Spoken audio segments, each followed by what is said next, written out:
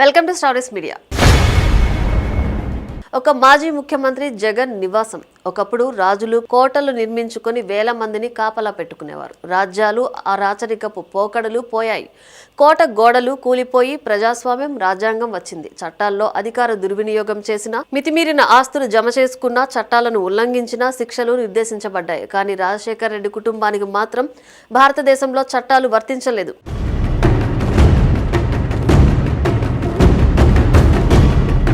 లక్షల కోట్ల ఆస్తులతో రాష్ట్రానికి ఒక రాజు బంగ్లా, వందల కంపెనీలు, విదేశాల్లో వేల కోట్ల ఆస్తులు ఉన్నా అక్రమాలను ప్రశ్నించే దమ్ము మాత్రం ప్రభుత్వాలకు లేదనే మాట బాగా వినిపిస్తోంది. న్యాయ వ్యవస్థలకు కళ్ళు లేవా అనే అనుమానాలు కూడా బాగా ఉన్నాయి. 1000 రూపాయల లంచం తీసుకుంటున్నాడని వలపన్ని అరెస్టు చేశామని గొప్పగా చెబుతున్నారు అవినీతి నిరోధక శాఖ అధికారులు. అవినీతి చేస్తే అని గొప్పగా వార్నింగ్ ఇచ్చే వ్యవస్థల కళ్ల ముందు లక్షల కోట్లు దోచుకుంటున్నప్పటికీ అవి ప్రభుత్వ పెద్దలకు కనిపించడం లేదా అనేది ఇప్పుడు బాగా వినిపిస్తున్న ప్రశ్న. ఈ దేశంలో అతిపెద్ద ఆర్థిక నేరస్తుడు జగన్ అని ప్రస్తుత టీడీపీ నేతలు పదే పదే చెబుతున్నారు. ఇందుకు బీజేపీ పెద్దలు కూడా వత్తాసు పలుకుతున్నారు. కాంగ్రెస్ ప్రభుత్వ హయాంలోనే జగన్ అక్రమాస్తుల వ్యవహారం వెలుగులోకి వచ్చింది. 16 నెలలు జైలు జీవితం కూడా హస్తం పార్టీ పాలనలోనే గడిచింది. దాదాపు 12 ఏళ్లు పైగా బెయిల్ పైన ఉన్న ఏకైక నేత కూడా జగన్. ఈ విషయం తెలిసినా కూడా కోర్టుకు పిలిచే దమ్ము మన న్యాయ వ్యవస్థలకు లేదా అంటున్నారు సగటు భారతీయులు.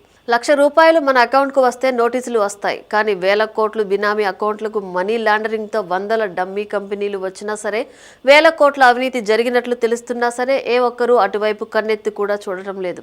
ఏపీ, ఢిల్లీ, కర్ణాటక, తెలంగాణ రాష్ట్రాల్లో జగన్ హవా నడుస్తుంది అనేది టీడీపీలో సగటు కార్యకర్త మాట. జగన్ కోడికత్తి, గులకరాయి, వివేక హత్య ఇలాంటివి ఎన్నో కేసులు ఉన్నాయి. వీటితో పాటు ఆర్థిక నేరాలకు పాల్పడినందుకు సిబిఐ, ఈడీ కేసులు కూడా ఉన్నాయి. ఈ కేసుల్లో ఛార్జ్ షీట్లు ఎటుపోయాయనేది ఇప్పుడు సూటి ప్రశ్న. అధికారంలోకి వచ్చిన కూటమి కూడా జగన్ను టచ్ చేయలేకపోతుందంటే అర్థం ఏమిటని ప్రశ్నిస్తున్నారు. కేంద్రంలో ఉన్న బీజేపీ ఎవరిని మోసం చేస్తుంది? అదానీ, అంబానీతో పాటు ఇప్పుడు జగన్ను కూడా కేంద్రం రక్షిస్తుందని విమర్శలు చేస్తున్నారు.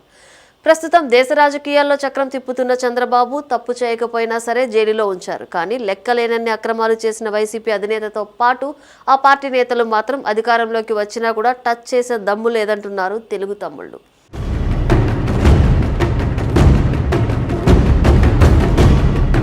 జగన్ కోసం అరాచకాలు, బూతులు తిడుతున్న జగన్ బ్యాచ్ ను కూడా టచ్ చేసే సాహసం ఎందుకు చేయలేదని నిలదీస్తున్నారు కూడా.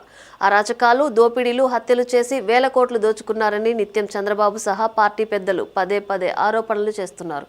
కానీ అలాంటి వ్యక్తులపై మాత్రం సర్కార్ ఎలాంటి చర్యలు తీసుకోవటం లేదు. నిజానికి అలాంటి వ్యక్తులే ఇప్పుడు రాజుల్లా వ్యవహరిస్తున్నారు. అలాంటి వారికే ఇప్పుడు అన్ని వ్యవస్థలు గులాం అవుతున్నాయి.